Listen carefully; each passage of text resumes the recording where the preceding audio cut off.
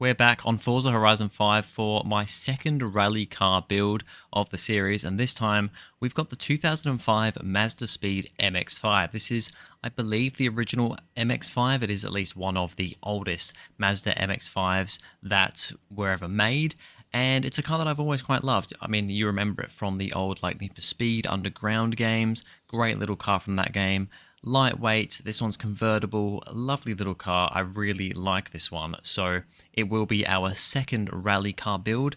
Now these are the stats, of course, as usual with this series. I mean, this is only the second one, but with this series, all cars will be converted to all-wheel drive. We will use off-road tires, thickest tires, biggest tires we can get, and yeah, all the usual, you know, race, brakes, stuff like that. So as for the engine, I've gone for the 1.6 litre inline-4 turbo rally engine. It is, I mean, there's rally in the name, so it's got to be good for this car, right?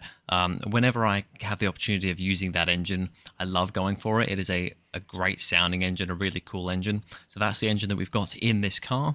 As for power, we've only got 501 horsepower. I say only because the Camaro that we had last time out had 966 horsepower. So this has got almost, you know, almost only half the power that the Camaro had.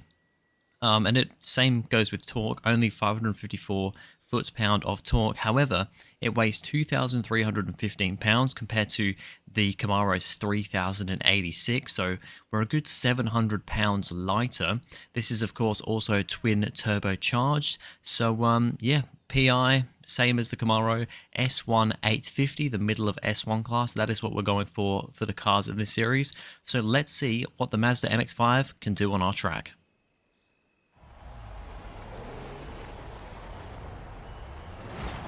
Right, here we go with the Mazda MX-5. Just like the Camaro, it is spitting flames out of the rear, out of the exhaust. I don't know if that's just a thing of putting the 10-speed gearbox in it. That's what I'm doing with most cars, going for the 10-speed just to make it, you know, fair for every car.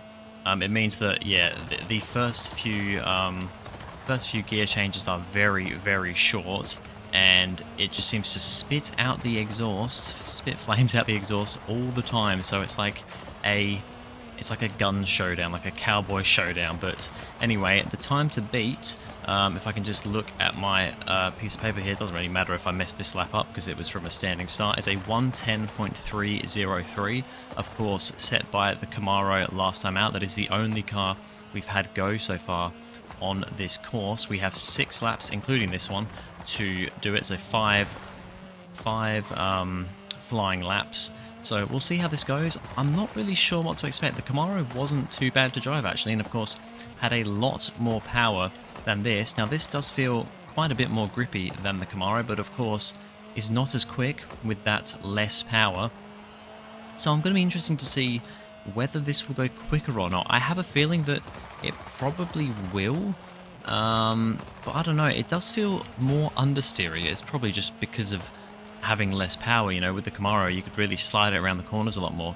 This thing does feel a bit more understeery, although I think it also is maybe less bumpy, less all over the place on the bumps, so that could potentially help it out here.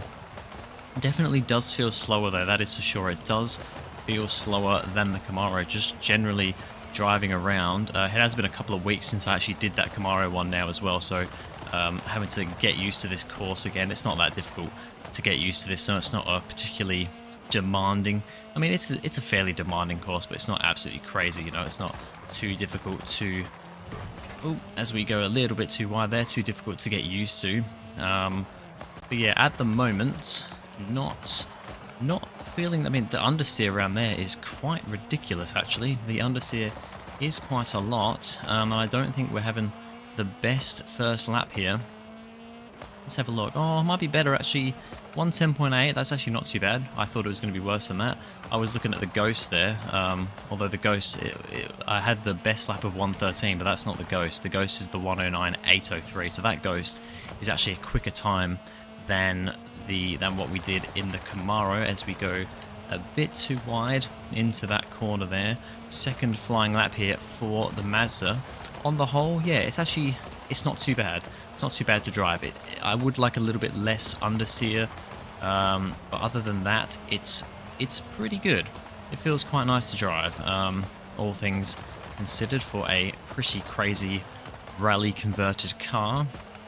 As we head on to the on-road section, I do love the sound. The sound of this turbo rally engine is just amazing. Let's try and get that corner a little bit tighter. There we go. That was much better through there. We're actually on for a pretty good time here. We're pretty much neck and neck, but that corner there is where we really wash wide. We're actually on for a very good time here. We might even beat the Camaro right here if we can get it turned around that final corner. We're going to cross the line, and we are already quicker. It's 110.0. We're 0.3 quicker than the Camaro already in 3 laps, including this one to go. So yeah, we have already gone quicker than the Camaro. I think it's just because this car isn't sliding around like the Camaro was.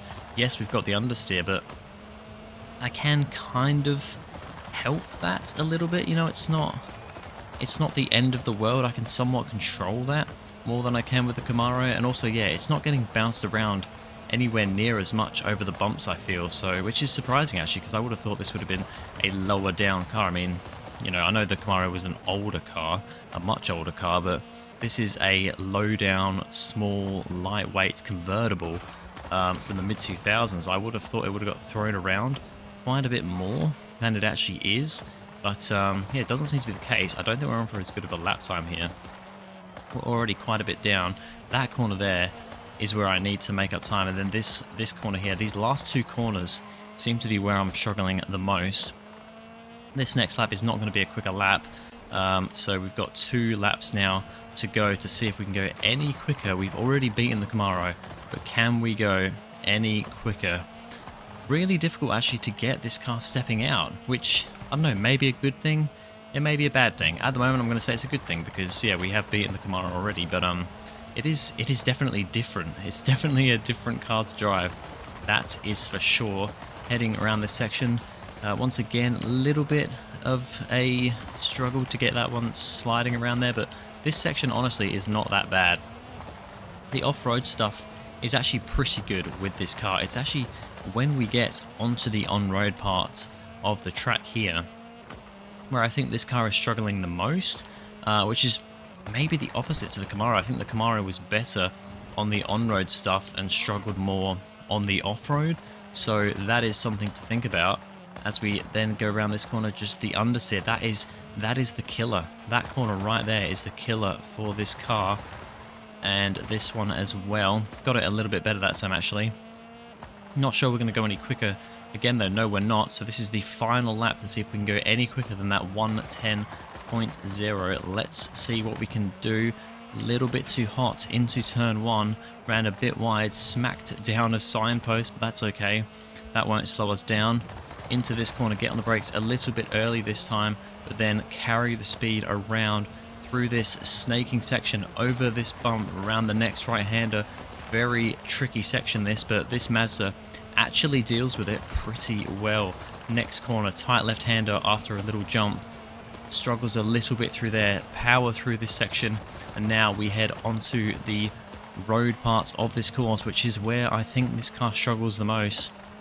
And already we're a little bit down on that time once again, so I think that third lap was where we just managed to put it all together and get a really good lap. So unless we can make time through these last couple of corners where we really seem to struggle, get the car turned in a bit earlier there, and then cut that as fine as I can as we head into the last corner once again. Maybe I did cut that a little bit, but I think we'll be fine. However, we are not going to go any quicker as the Mazda spits over the line there.